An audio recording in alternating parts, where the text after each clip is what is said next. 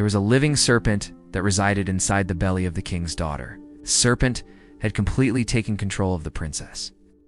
Every night, it would crawl out of her mouth for a short time and head toward the forest, then return and re-enter her body before dawn. The princess was completely unaware that a snake had made her body its home, and without her knowledge, she had fallen fully under its control.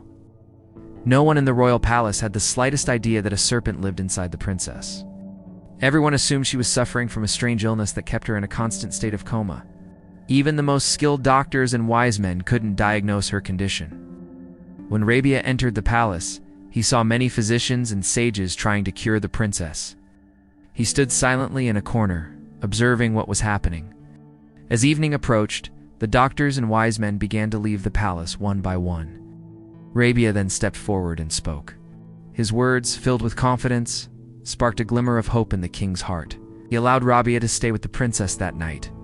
Rabia entered the princess's chamber and sat quietly at a distance, watching her. At exactly midnight, the serpent emerged from the princess's mouth, while she remained in a state of unconsciousness.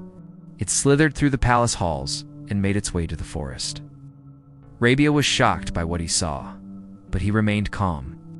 As dawn approached, the snake returned and crawled back into the princess's mouth, settling once more inside her body. Rabia observed everything in silence and quickly realized that the source of the princess's illness was the serpent. In the morning, the king rushed into the room with his minister, his face a mix of worry and hope.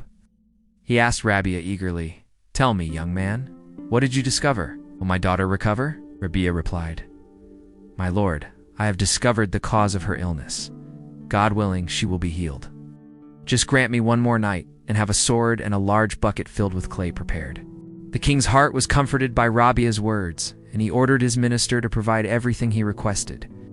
All that remained was to wait for the night to fall.